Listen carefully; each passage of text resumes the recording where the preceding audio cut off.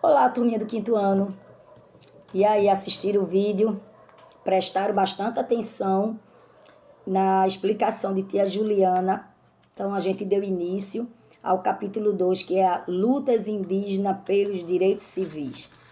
Tá? Então, os indígenas, eles também tiveram aí oportunidade, né? Teve aí também a sua luta pelos seus direitos, tá certo? Então, indígenas no Brasil, né? A gente tá aqui, vou iniciar aqui uma pequena revisão, tá? Para que vocês possam ficar ainda mais amarradinho sobre o que foi falado, o que foi abordado aqui na aula de hoje, tá bom? Então, os portugueses, né? Chegaram aqui no Brasil, a gente sabe, por volta de 1500, e existiam centenas de grupos indígenas, cada um com suas crenças, seus hábitos, seus costumes diferentes entre si, tá? Então, muitos caçavam, plantavam, tá? Pescavam e estavam lá organizados em sociedade, porém cada um respeitando a sua forma de viver, a sua forma de hábitos, tá? E de costume. Então, as crianças viviam em mundo dos adultos. Como? Primeiro que eles ficavam lá observando, né, a convivência dos adultos, como qual eram os tipos de trabalho que os índios adultos faziam, os homens, né, as mulheres também, as meninas indígenas ficavam vendo também qual era o trabalho, qual era o papel das mães indígenas, tá? E além de escutarem histórias de pessoas mais velhas, né? Pajé, os caciques. Então, tinha pessoas mais velhas, índios mais velhos, eles levavam histórias de geração para geração. Então, era assim como eles viviam, as crianças viviam em meio da vida dos adultos, tá? Presenciando, participando e observando tudo, tá bom? Então, esse tipo de convivência, para eles, era para preservar a tradição do povo, tá? Levando assim, ensinando as crianças aos seus hábitos, suas crenças e seus costumes do seu povo, né? Então, como foi os encontros de diferentes culturas? Como foi o encontro entre indígenas e portugueses? Essas diferenças de cultura era diferenças gritantes, né? A gente podemos dizer assim, porque os indígenas eles eram da forma que hoje a gente ainda tem essa lembrança de ficarem nus, né? Usarem penas como vestes, né? Corpo pintados e decorados. A gente tem essa visão ainda de muitos índios, mas a gente sabe que hoje não é tão assim. Muitos índios vivem em comunidade, em sociedade, né? Em ambiente urbano, usando roupa, tendo trabalho, usando internet, utilizando aparelhos tecnológicos, e que antes não era assim, tá? Então, eles tinham também peças, né, pedaços de tecido que eles usavam, tá? E também pedaços de madeira para assim se enfeitar. Então, a gente está vendo que era costumes e hábitos bastante diferentes dos portugueses, tá? Então, a organização social que tinha ali dos índios, eram bem distintas, né, dos portugueses, né? Não havia aí tipo de moradias assim, eram construídos com palha, com terra e madeira. Não era da forma das casas grandiosas que tinha em Portugal, tá? Então eles viviam de formas bem simples, tá? De formas que eram adaptadas à natureza, tá ok? Eles usavam todos os produtos da natureza para sobreviver, tá certo? Então, eles não tinham esse hábito de se trabalhar para enriquecer, como os portugueses tinham essa intenção. Eram pessoas ambiciosas, que visava lucro em tudo. E os portugueses, eles trabalhavam mais para o seu sustento. Então, eles trabalhavam na caça, na pesca, na agricultura para sobreviver e para alimentar sua família. E com isso, eles preservavam o meio ambiente e a natureza, porque era onde eles tiravam o seu sustento, tá? Então, os portugueses buscavam se aproximar dos índios, né? Pois, por que isso? Porque eles precisavam deles tá? Para extrair o pau-brasil. Que o pau-brasil, ele tinha uma tinta onde os portugueses queriam muito a cor dessa tinta e era muito caro. E aí eles passaram a utilizar essa tinta quando eles descobriram que essa madeira do pau-brasil tinha aí essa resina, uma tinta vermelha, e eles começaram a adquirir isso de graça, né? Sem a corte portuguesa não ter despesa nenhuma, apenas a exploração daquela terra que eles consideravam deles, mas que eles sabem que quando vieram para essa terra havia pessoas morando nela que eram povos indígenas. Então eles sabiam que aquela terra tinha pertences, tinha alguém que pertencia àquela terra. Mas como os índios eles consideravam pessoas frágeis, né, inferiores, por não terem, por viverem sem lei e sem rei, então eles achavam que poderia se apossar desse povo, tá? Então o pensamento dos portugueses eram assim, tá? Então, e aqui, com o objetivo de garantir a mão de obra, tá? Porque eles queriam que alguém trabalhasse para eles e trabalhar sem ganhar nada. Quer dizer, os portugueses, eles tinham essa visão de sempre se beneficiar e lucrar em tudo, tá certo?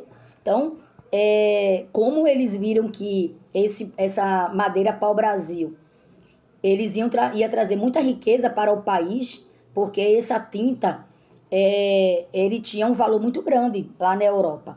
E aí eles descobriram que podia ter essa tinta sem ter lucro, sem ter despesa nenhuma, né?